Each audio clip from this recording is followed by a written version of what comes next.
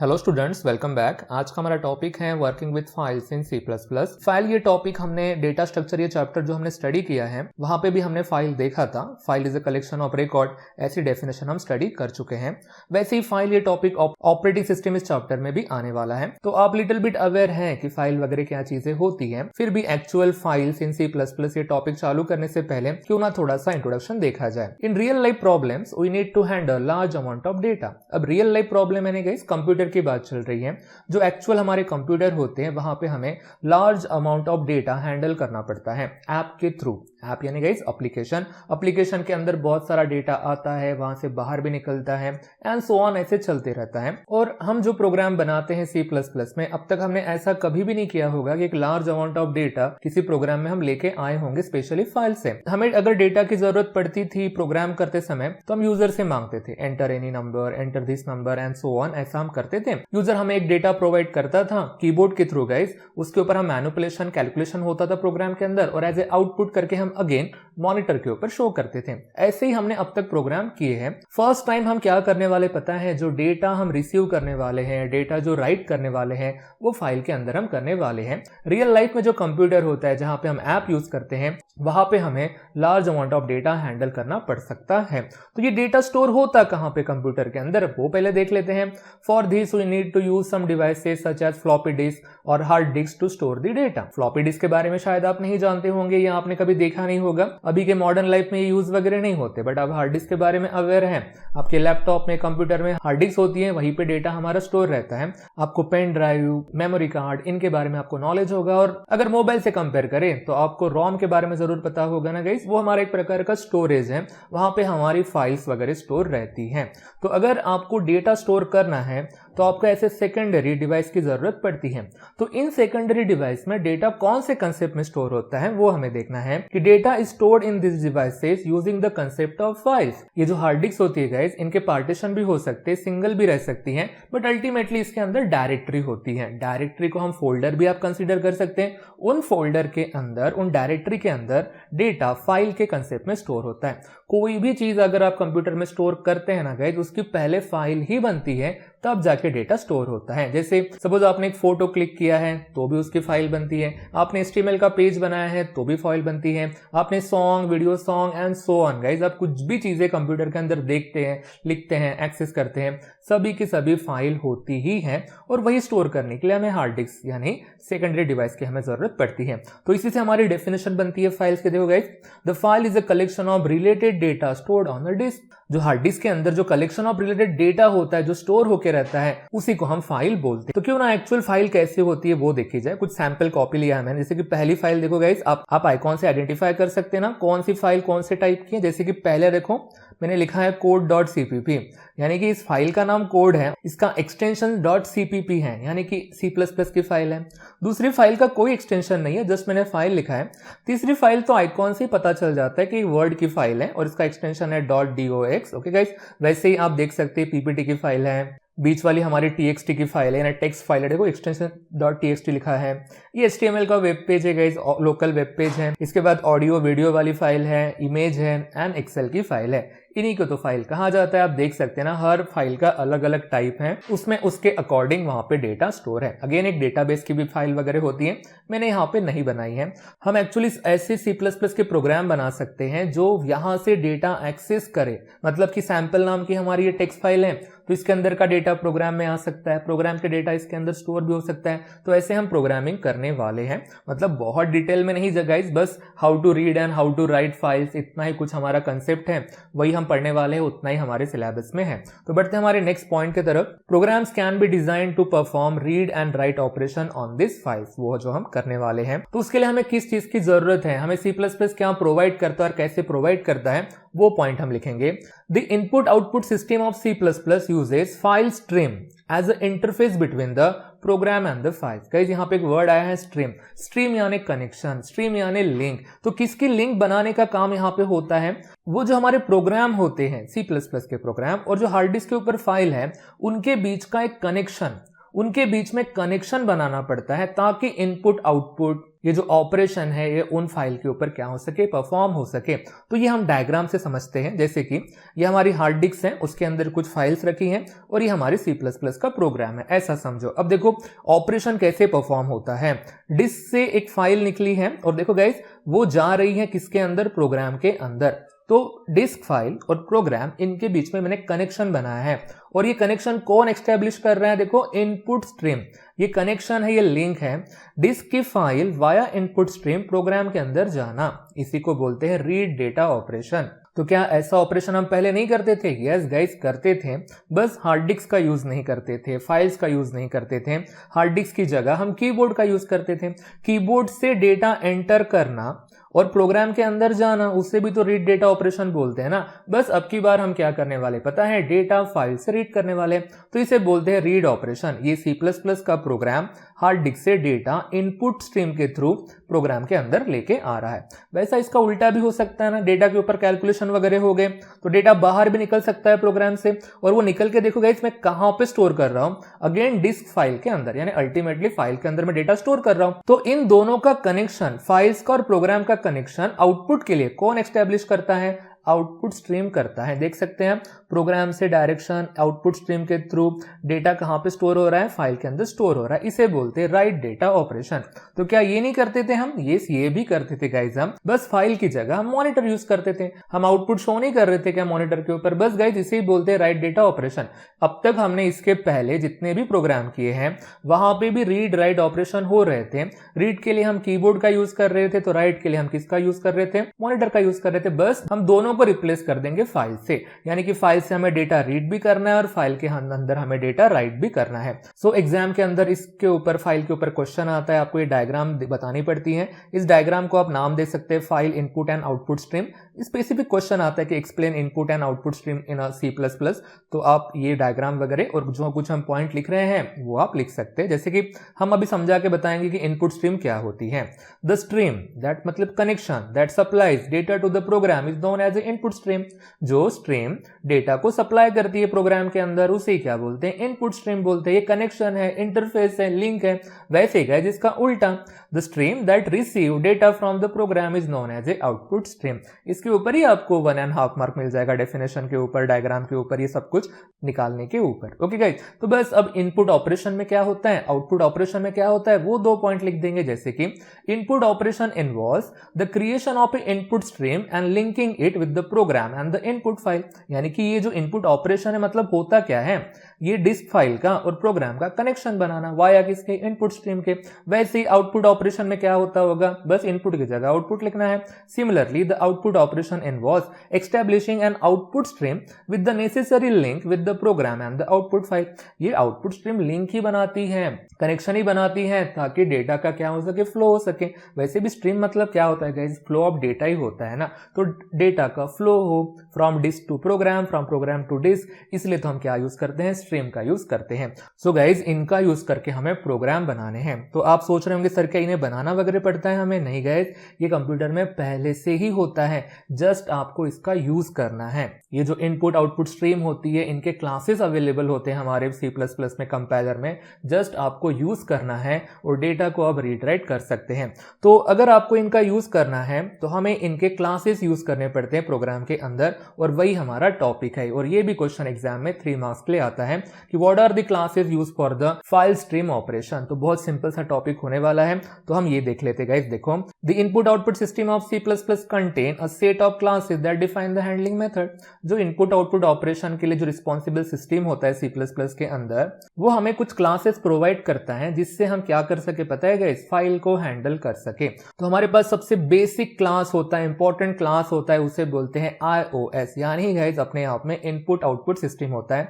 ये सबसे main base class है। एक्चुअली एब्स्ट्रीम बेस क्लास होता है, वो डायग्राम में बनाऊंगा नहीं, बट आप इसको कंसीडर कर लो ना कि ये सबसे हमारा मेन क्लास है जो क्या परफॉर्म करता है, basic input output operation perform करता है हमारे लिए प्रोग्राम के अंदर। तो इससे 2 क्लास डिराइव्ड होते गाइस, और क्लास के नाम देखो, I stream and O stream. सुने सुने से आपको ये नाम लग रहे होंगे, आई स्ट्रीम और ओ स्ट्रीम ये क्या चीजें होती है। देखो गाइस, हम देखो प्रोग्राम में सीन यूज करते हैं, है ना, रीडिंग के लिए, सी आउट यूज करते हैं आउटपुट के लिए।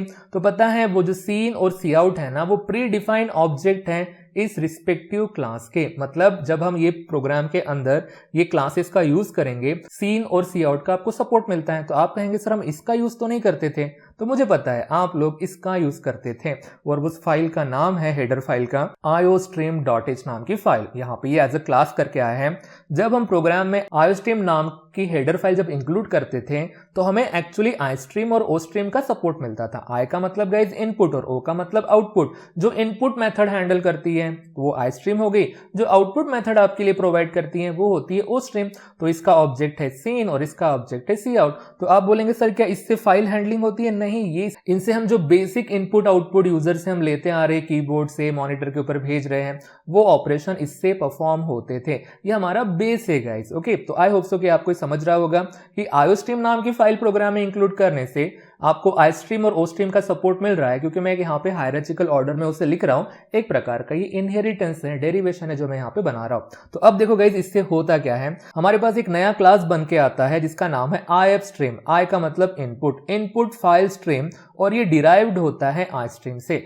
iostream का मतलब रीडिंग वाले ऑपरेशन परफॉर्म करना है ना, ये तो हमारे बेसिक ऑपरेशन थे। तो अगर iostream नाम का क्लास होगा तो वो फाइल के अंदर का डेटा रीड कर सकता है। वैसे ही गाइज ofstream यानी कि आउटपुट फाइल स्ट्रीम, ये किससे डिराइव्ड होगा? ostream से ये डिराइव्ड है। ये बेसिक राइट ऑपरेशन करता है किसी भी चीज के ऊपर, तो वैसे ही फाइल के ऊपर अगर करना है तो आप ofstream का यूज कर सकते हैं। और इसके बाद गाइज iostream से भी एक क्लास डिराइव्ड हुआ है जिसका नाम है appstream। इस appstream नाम के क्लास की खासियत है कि ऊपर के जितने भी आपको क्लासेस दिख रहे हैं वो उसका ही चाइल्ड है। यानी कि appstream नाम का अगर क्लास आप यूज करते हैं तो आप सभी के सभी ऑपरेशन परफॉर्म कर सकते हैं। Basic keyboard, monitor, input file, output file, सब ऑपरेशन आप परफॉर्म कर सकते हैं अगर आप इस क्लास का ऑब्जेक्ट बनाते हैं या ऐसी हेडर फाइल आपके प्रोग्राम में आप इंक्लूड करते हैं। तो आपको ये डायग्राम अच्छे से याद रखनी है, कौन किससे डिराइव्ड हुआ है, तो उसी के बारे में इंफॉर्मेशन लिखते हैं हम। जैसे कि ifstream, ofstream and appstream are the classes for the file stream operation. Again आपको लग रहा होगा क्या सर हमें इन्हें बनाना है क्या? तो मैंने अर्लियर आपको बताया है ये प्री डिफाइंड है, रेडीमेड है, कंप्यूटर के अंदर पहले से ही है। आपको जस्ट इनके ऑब्जेक्ट बनाने हैं और इसका यूज करके रीडिंग और राइटिंग वाले ऑपरेशन परफॉर्म करने हैं। तो ये हमारे 3 बेसिक क्लास हैं जो फाइल ऑपरेशन के में हम यूज करने वाले हैं। They are derived from the appstream base. मैंने यहाँ पे बनाया नहीं है, बट सबसे बेसिक ये वाला क्लास होता है हमारा, उससे ही सब कुछ बाकी डिराइव्ड वगैरह हुआ है। इसके बाद these classes are defined to manage this files and they are declared in the appstream.h नाम की हेडर फाइल में सब कुछ डिक्लेयर है। तो ये सब कुछ आपको दिख रहा है ना, इस फाइल के अंदर डिक्लेयर है। तो इसके बाद जब हम कोई प्रोग्राम बनाएंगे ना गाइस, तो iostream नाम के फाइल का इंक्लूड नहीं करेंगे हम यूज करेंगे appstream.h फाइल का। ऐसा क्यों? क्योंकि देखो ना, सबसे लास्ट में कौन है? appstream है। अगर इसके ऑब्जेक्ट बनाएंगे, इसको प्रोग्राम में इंक्लूड करेंगे, तो आपको हर चीज का एक्सेस मिलेगा, इवन सीन और सी आउट का भी एक्सेस मिलेगा आपको। हमको सीन और सी आउट का एक्सेस चाहिए होता है, इसलिए हम iostream.h की फाइल अब तक प्रोग्राम में इंक्लूड कर रहे थे। अभी हमें इनपुट फाइल का और आउटपुट फाइल का भी सपोर्ट चाहिए, तो आपको इंक्लूड करना पड़ेगा appstream.h की फाइल। ओके, तो वो प्रैक्टिकली आपको बाद में समझ जाएगा। नेक्स्ट पॉइंट इसी के बारे में guys, we need to include this file in any program that uses file का यूज करना है तो appstream.h की हेडर फाइल आपको इंक्लूड करनी पड़ती है। सो गाइज, ये थे हमारे क्लासेस। तो अभी आपको फाइल एक्सेस करनी है। अगर आपको कोई फाइल एक्सेस करनी है, जरा सोचो ना, आपको रीड करनी है फाइल। आपके पास एक टेक्स्ट फाइल है, आपके कंप्यूटर के अंदर पड़ी है, आपको उसके अंदर का डेटा क्या लिखा है अंदर वो पढ़ना है, यानी रीड करना है। तो क्या करोगे गाइस? आपको सबसे पहले उस फाइल को क्या करना पड़ेगा? ओपन करना पड़ेगा। ओपन करना मतलब हमारे यहाँ पे एक्सेस होता है। तो फाइल को एक्सेस हम करते क्यों है? एक तो रीड करने के लिए या तो राइट करने के लिए। राइट यानी गाइस मॉडिफाई करना, रीड यानी जस्ट एक्सेस करना, बट उसमें चेंजेस नहीं करना। अगर आप चाहते हैं कि आपको फाइल का एक्सेस मिले प्रोग्राम के अंदर, तो आपको फाइल को ओपन करना पड़ेगा। और वही हमारा नेक्स्ट टॉपिक है कि how to open and close a file in C++।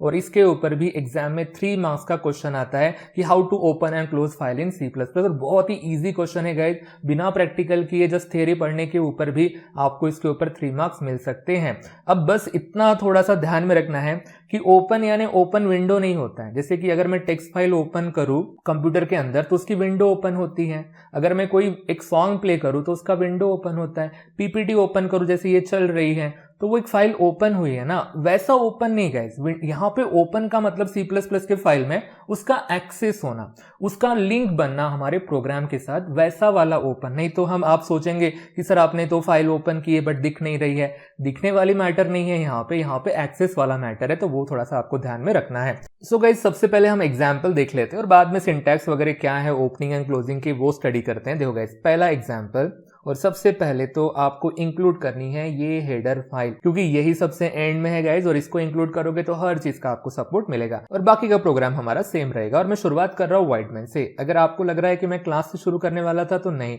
तो फिर से मेरा जवाब यही कि हम क्लास से शुरू क्यों नहीं कर रहे हैं, क्योंकि हमें कोई क्लास बनानी नहीं है, सभी क्लास प्री डिफाइन है, जस्ट आपको यूज करना है। तो यूज कहाँ पे करते हैं गाइज, हम मेन के अंदर करते हैं। देखो फिर यहाँ पे मैं पहली लाइन क्या लिख रहा हूँ, ifstream file1। तो ifstream थोड़ी देर पहले स्लाइड में आपने देखा ना, वही हमारा एक क्लास है और ये file1 क्या है पता है, जस्ट ऑब्जेक्ट का नाम है। ओके जैसे नहीं क्या अब तक हमने यूज किया था number n1, number n2 and so on, ऐसे कितने तो भी क्लासेस बनाए थे और कितने तो भी ऑब्जेक्ट बनाए थे।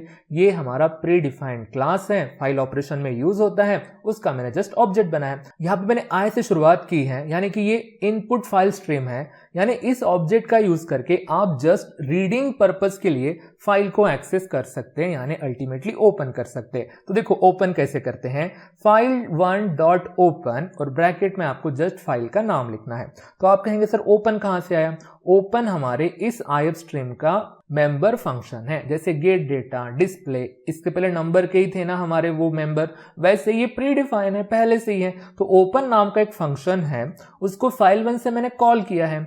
उसके बाद आपको बताना पड़ेगा ना कंप्यूटर को कि आपको कौन सी फाइल ओपन करनी है, तो मैंने उसे कहा है कि sample.txt नाम की फाइल तुम्हारे फोल्डर में है जहां पे तुम हो, यानी कि वो कोड है वहां पे, वो वाली फाइल ओपन करो, दैट्स इट। बस C++ के प्रोग्राम को समझ गया कि इस फाइल को ओपन करना है, बस ओपन करना यानी विंडो में ओपन नहीं, बल्कि इसका कनेक्शन बनना, इसका एक लिंक बनना इस प्रोग्राम के साथ, दैट्स इट गाइस, खत्म। तो आपने ये फाइल sample.txt रीडिंग पर्पस के लिए ओपन की है। बिल्कुल सेम दूसरा एग्जांपल लेंगे हम, तो मैंने सेम फाइल यहाँ पे इंक्लूड की है और देखो अब मैं किसका ऑब्जेक्ट बना रहा हूँ, OSTream नाम के क्लास का मैंने ऑब्जेक्ट बनाया जिसको नाम दिया है मैंने file2। तो अब इसका यूज करके भी आप ओपन फंक्शन को कॉल कर सकते हैं और सेम फाइल को मैंने यहाँ पे ओपन किया है। तो प्रीवियस एग्जाम्पल में रीडिंग पर्पस के लिए, यहाँ पे राइटिंग पर्पस के लिए मैंने ओपन किया है और उसका मैंने एक्सेस लिया है, उसकी लिंक बनी है। तो फिर राइटिंग पर्पस के लिए क्यों बनी है, क्योंकि आपने ऑब्जेक्ट जो बनाया है ना वो OFstream नाम के क्लास का बनाया है।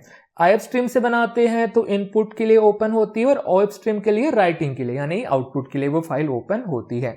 जब प्रैक्टिकली देखेंगे तो आप ये समझ ही जाओगे। सो ये हो गए गाइज हमारे एग्जाम्पल की how to open a file. और एक एग्जाम्पल है गाइज इसका, थोड़ी देर में आपको पता चल जाएगा कि ifstream और OFstream की जगह आप क्या लिख सकते हैं। तो पहले हम इसका जनरल सिंटैक्स स्टडी कर लेते हैं। जैसे कि देखो आपने जो लिखा है ना वही लिखना है। ifstream क्या है गाइज, फाइल स्ट्रीम क्लास है।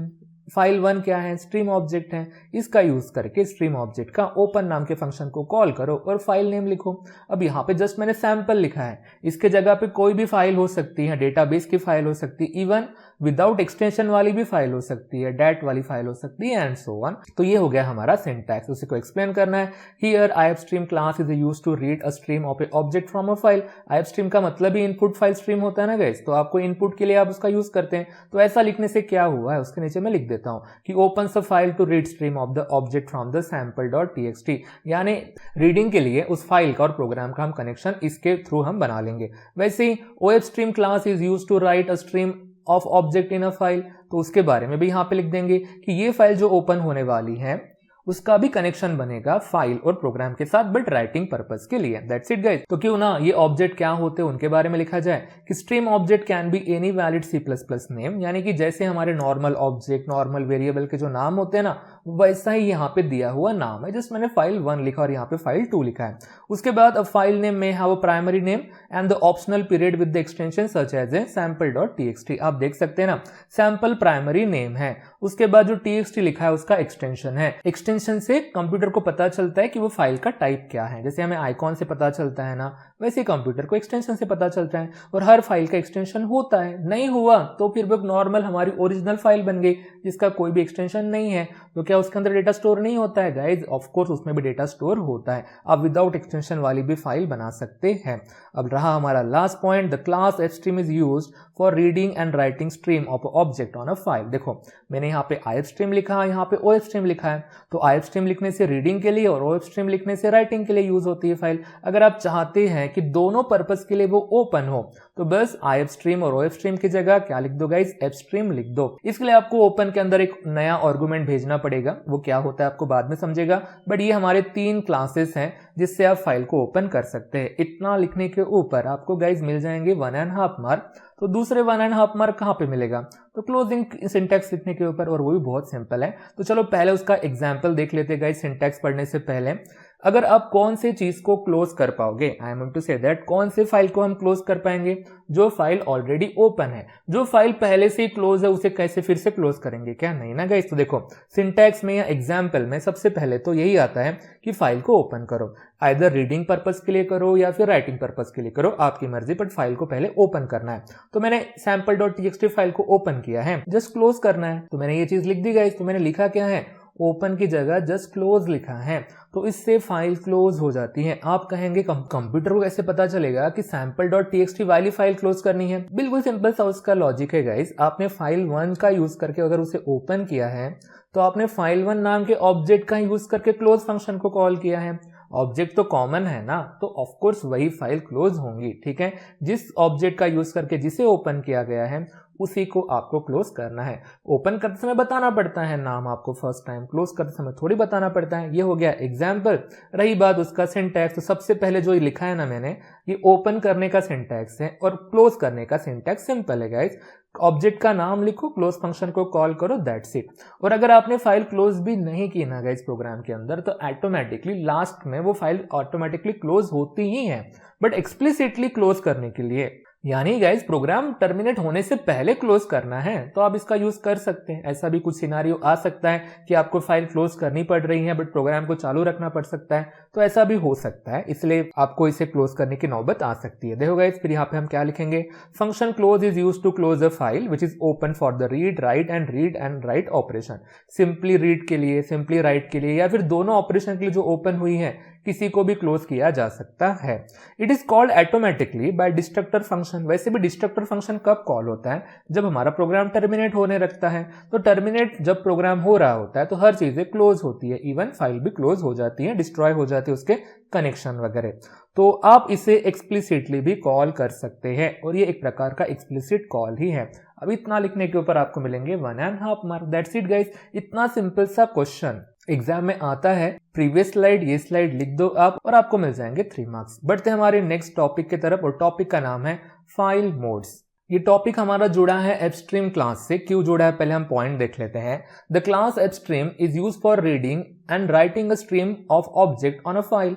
हम फाइल को दोनों पर्पस के लिए, रीडिंग और राइटिंग के लिए, एपस्ट्रीम का ऑब्जेक्ट बना के ओपन कर सकते हैं। बट हमें कैसे पता चलेगा, कंप्यूटर को कैसे पता चलेगा रीडिंग के लिए फाइल ओपन हो रही है कि राइटिंग के लिए हो रही है? ये दोनों काम कर सकता है ना, तो हमें श्योर होना पड़ेगा। तो बस गाइज ओपन करते समय आप कंप्यूटर को बता दो कि उसे आपको कौन से मोड में ओपन करना है। तो वो करने के लिए with the class fstream we need to specify the file mode. आपको जस्ट बताना पड़ता है, सिंपल सा हमारा ये टॉपिक है। तो पहले हम उसका सिंटैक्स देख लेते हैं कि ये कैसे काम करता है। The general form of function open with the 2 argument is. अब 2 आर्गुमेंट की क्यों जरूरत पड़ती है सिंटैक्स से? देखो गाइज, हमने ऑब्जेक्ट बनाया, जिस क्लास का, किस क्लास का ऑब्जेक्ट बनाएंगे गाइज? हम एपस्ट्रीम का बनाएंगे। एपस्ट्रीम का क्यों नहीं बनाएंगे? क्योंकि तो बाय डिफॉल्ट इन मोड में ही ओपन होगा ना, अल्टीमेटली इनपुट के लिए। अगर ओएपस्ट्रीम का बनाते हैं तो आउटपुट मोड में ओपन होता है। तो फाइल स्ट्रीम क्लास में हम एपस्ट्रीम का यूज करेंगे ताकि हम स्पेसिफाई कर सकें कि फाइल आपको कौन से मोड में ओपन करनी है। तो देखो मैंने ओपन फंक्शन को कॉल किया। सबसे पहला आर्गुमेंट है itself a name of the file, जिसे आपको ओपन करना है, और आपको बताना पड़ेगा मोड, और वही हमें देखने हैं। और ये भी क्वेश्चन गाइज एग्जाम में 3 मार्क्स के लिए आता है, एक्सप्लेन फाइल मोड्स इन C++। तो देखो गाइज कौन कौन से मोड होते हैं। The file mode can take any parameter as per the list of the following table. तो सबसे पहले हम पैरामीटर देखेंगे और उसका मीनिंग देखेंगे, मतलब यही मोड के बारे में हम देखने वाले हैं। सबसे पहला पैरामीटर है iOS स्कोप रिजोल्यूशन ऑपरेटर इन। जहां पे मोड लिखा है ना गाइज, वहां पे आप ऐसा लिख सकते हैं iOS जानते हैं ना गाइज, थोड़ी देर पहले हमने क्लास हायरार्ची देखी थी, वहां पे सबसे ऊपर था iOS यानी इनपुट आउटपुट सिस्टम, उसके अंदर इन नाम का हमारा ये मोड है। इसका यूज होता है open file reading only purpose, यानी कि फाइल का नाम लिखोगे, इस क्लास से आप बनाओगे, तो आपने ये मोड बताया तो डेफिनेटली फाइल इनपुट मोड में ओपन हो जाएंगी।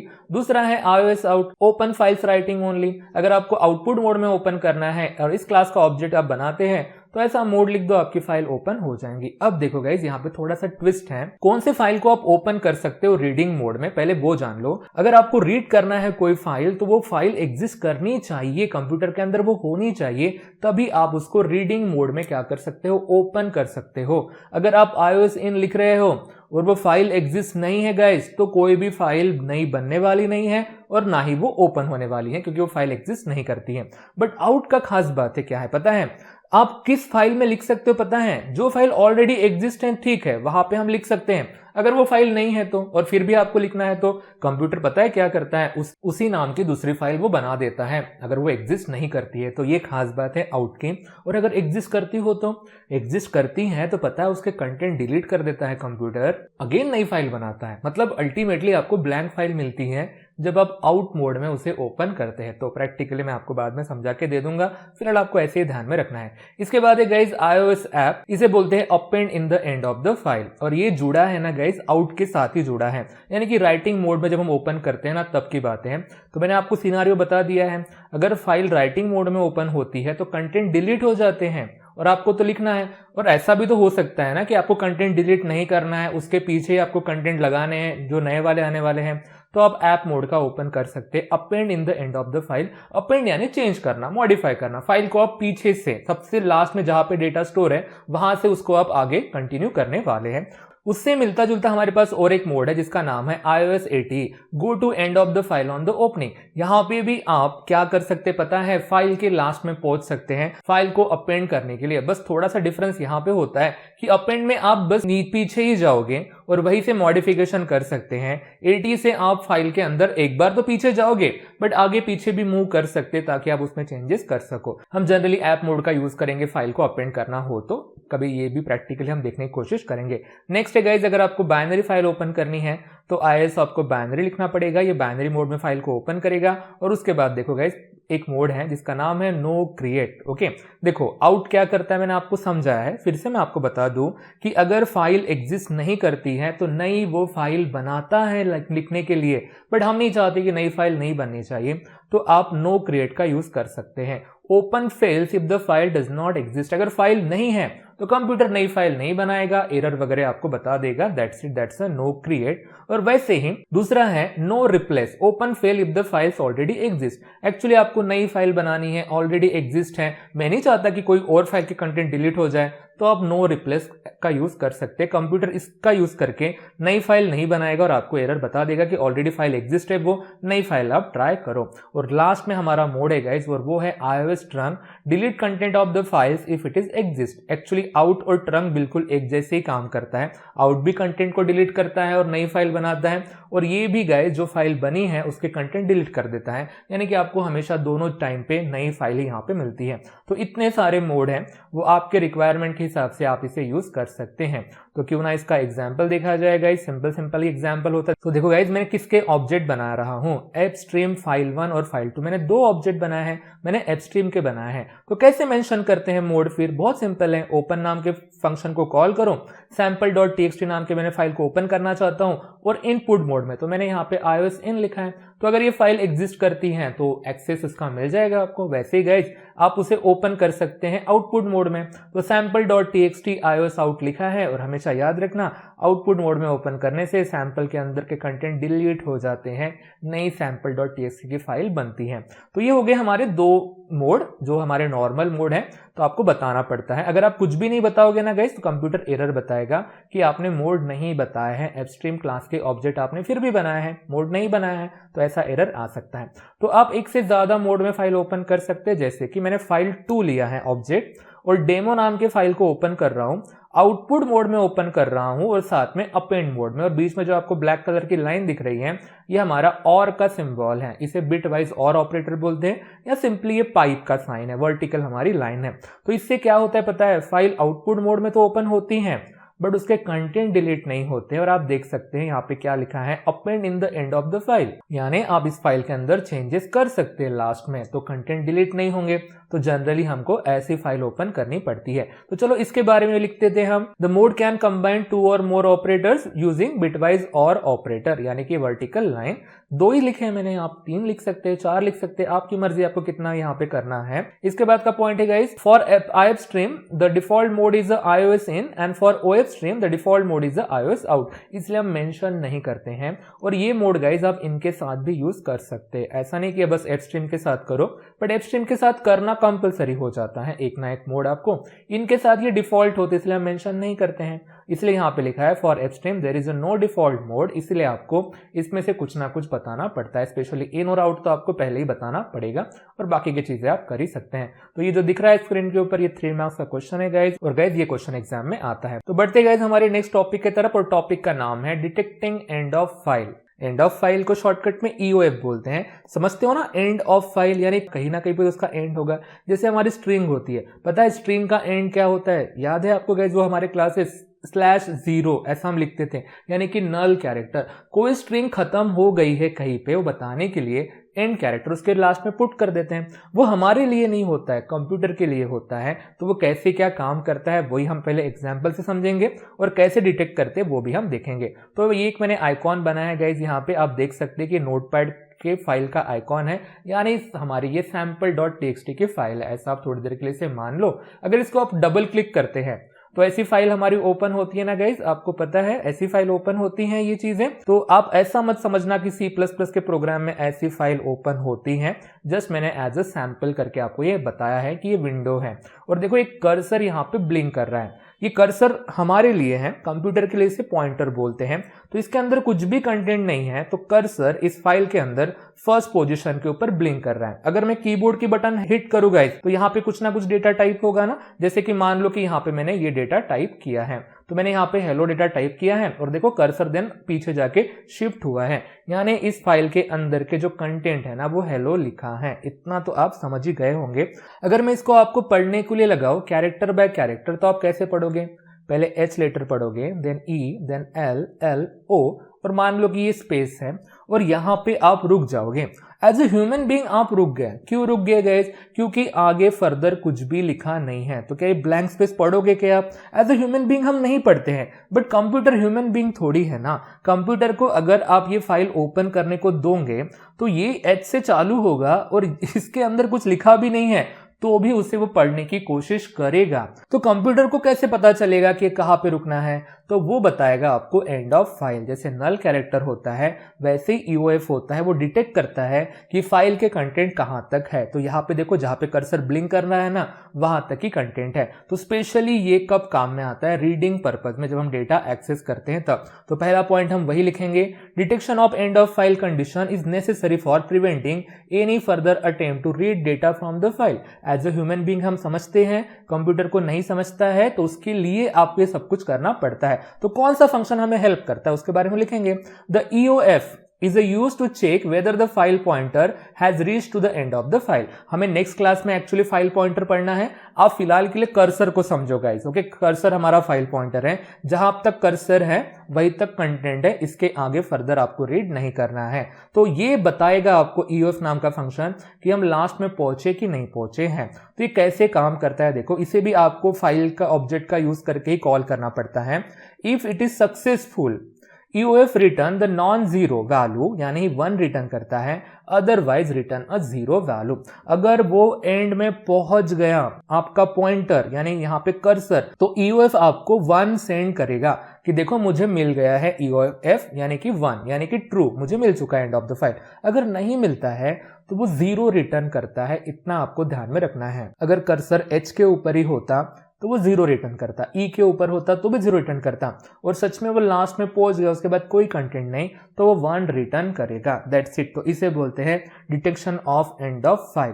तो इसका यूज किसके साथ करना पड़ता है? We can use EOF with the while loop. आपको व्हाइल लूप के साथ इसका यूज करना पड़ता है। आप बोलेंगे सर व्हाइल लूप के साथ क्यों? क्योंकि कंप्यूटर इसके जो कंटेंट है वो letter by letter, character by character access करता है। जैसे मैंने आपको नहीं बोला कि इसे पढ़ो करके, आपने ठीक है प्रोनाउंस कर दिया हेलो करके, बट एक्चुअली पढ़ना हो तो HELLO ना, तो पहला लेटर एक्सेस हो गया, देन दूसरे की तरफ जाना पड़ेगा, तीसरे के ऊपर जाना पड़ेगा, तो इसलिए आपको व्हाइल लूप का यूज करना पड़ता है। देखो कैसे करते उसका एग्जाम्पल लेंगे। सो मैंने यहाँ पे देखो गाइस किसका ऑब्जेक्ट बनाया है? IF स्ट्रीम फाइल 1 यानी कि इनपुट फाइल स्ट्रीम का ऑब्जेक्ट बनाया, क्योंकि इस फाइल को मैं रीडिंग मोड में ओपन करना चाहता हूं। तो कौन से फाइल को ओपन करना चाहते हो? sample.txt नाम के फाइल को मैंने इनपुट मोड में ओपन किया है, इतना तो आपको पता ही है। और अब देखो मैं क्या कर रहा हूं, व्हाइल का यूज करके एक लूप बनाया है, और लूप के अंदर जो कंडीशन है वहां पे क्या लिखा है? Exclamatory sign. ये हमारे नॉट का सिंबल है, यानी कि वो ट्रू को फॉल्स और फॉल्स को ट्रू बनाता है। और फाइल 1 का यूज करके EOF को मैंने कॉल किया, तो EOF क्या रिटर्न करता है? या तो 1 या तो 0। तो अब देखो यहाँ पे क्या होता है, जब हम इसको ओपन करोगे तो ये जो कर्सर है ना ये यहाँ पे आएगा। ये अब रेड डॉट को आप कर्सर समझो, तो हम कहाँ पे गाइस? H के ऊपर है। तो क्या H हमारा एंड ऑफ द फाइल है क्या? नहीं। तो जब पहला लेटर एक्सेस होगा तब कंप्यूटर के अंदर ये कंडीशन चेक होंगी, फाइल EOF। तो पता है हम यहाँ पे हैं, तो कंप्यूटर आपको रिटर्न करेगा 0, क्योंकि आपको एंड ऑफ द फाइल नहीं मिला। तो नॉट 0 मतलब क्या होता है गाइस? 1 होता है, और 1 का मतलब ट्रू होता है, यानी कंडीशन ट्रू है, आप अंदर गए, जो भी इसके साथ आपको मैनिपुलेशन करने हैं आपने वो कर डाला, ठीक है। और ऑटोमेटिकली कोई प्लस प्लस नहीं, कुछ नहीं, जब नेक्स्ट टाइम हम आएंगे तो हम E की तरफ आएंगे, तो क्या E and of the file है? नहीं, तो ये 0 रिटर्न करेगा, और नॉट 0 1 होता है, तो कंडीशन हमारी ट्रू होती जाएंगी। तो यहां तक O तक हमने उसको रीड कर लिया, O के बाद एंड ऑफ द फाइल है। तो जैसे ही कंप्यूटर को एंड ऑफ द फाइल मिल जाता है वो क्या रिटर्न करता है? 1। और कंडीशन तो पुट करके देखो, नॉट 1 मतलब क्या होता है गाइस? 0, और 0 मतलब फॉल्स, और हमारा लूप टर्मिनेट हो जाएगा। तो ऐसे चेक करते हैं एंड ऑफ द फाइल, और हम आगे नहीं बढ़ेंगे, हमारा कंप्यूटर आगे रीड नहीं करेगा, क्योंकि ये व्हाइल लूप का काम करके हम इसको रीड कर रहे थे कि इसके कंटेंट हम कैरेक्टर बाय कैरेक्टर रीड कर रहे थे, कंप्यूटर क्या हो जाएगा? स्टॉप हो जाएगा। तो ऐसे करते हैं detect and of the file. Okay guys, तो मेरे ख्याल से आप फैमिलियर हो चुके हैं गाइस कि आपको कौन से क्लास के ऑब्जेक्ट कब बनाने हैं, किस पर्पस के लिए, उसमें ओपन कैसे करते हैं, फाइल क्लोज कैसे करते हैं, और and of the file detect कैसे करते हैं, और डिफरेंट फाइल मोड कौन से होते हैं। तो नेक्स्ट क्लास में हम प्रैक्टिकली देखेंगे गाइस इसके अंदर आप डेटा कैसे स्टोर कर सकते हैं, और साथ ही साथ में कैसे रिट्राइव कर सकते हैं। ज्यादा नहीं, बस हम टेक्स्ट फाइल का यूज करने वाले हैं। सो गाइस आज के क्लास के लिए इतना ही, मिलते हैं नेक्स्ट क्लास में नए टॉपिक के साथ। तब तक के लिए goodbye, thank you guys.